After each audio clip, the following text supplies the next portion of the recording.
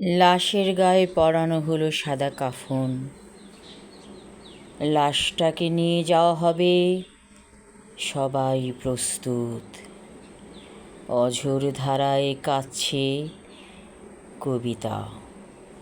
গতরাতে তার স্বামী বলেছিল, বুকটা ধড়ফড় করছে, মনে হয় বাঁচব না।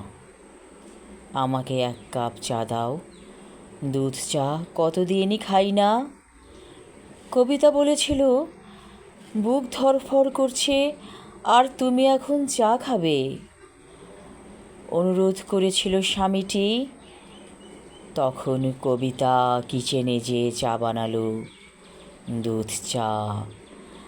সাদা ধবধবে দুধের পাতিল, সেখানে অনেক দুধ। মেশালো চা পাতা। কবিতা হঠাৎ করে মনে হলো, এটা কি সাদা কাফন? দুধের পাতিলের দুধকে কেন সাদা কাফন মনে হলো সেই মুহূর্তে কবিতার? নাকি ও দিব্য চোখে দেখেছিল ওর স্বামী মারা যাবে? চায়ে চুমুক দিয়ে বলেছিল কবিতার স্বামী, বেশ ভালো হয়েছে খেতে চা। হয়তো এটাই আমার শেষ খাবার, যার কারণে এত ভালো লাগছে। সারা রাত ঘুমোতে পারেনি স্বামীটি কবিতার। বলেছিল, চলো বারান্দায় যে জ্যোৎস্না রাত দেখি।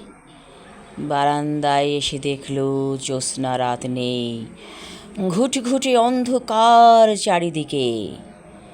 কবিতা বলেছিল, বসে থাকো, যতক্ষণ ভালো লাগে এখানে। বারান্দার টবে ফুল ফুটেছিল, হাসনা হেনার গন্ধ মাতাল করেছিল তাদের দুজনকে। তারপর তারা চলে এসেছিল তাদের চিরচেনা রুমে, বিছানায়। ঘুম আসে না স্বামীটির। কত কথা বলেছিল সে, জীবনের শেষ কথাগুলো হয়তো সব বলা হয়ে গিয়েছিল।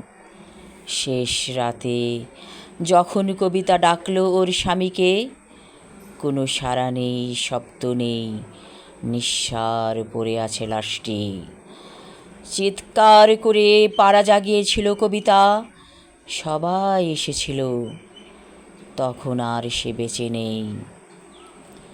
এখন তাকে নিয়ে যাওয়া হচ্ছে, শায়িত করা হবে কবরে, চিরনিদ্রার দেশে।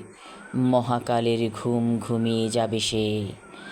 সাদা কাফনে তাকে দেখতে লাগছে অপূর্ব সুন্দর, যেন সাদা রাজকুমার। আমি আমার লেখা কবিতা সাদা কাফন পড়লাম। ধন্যবাদ।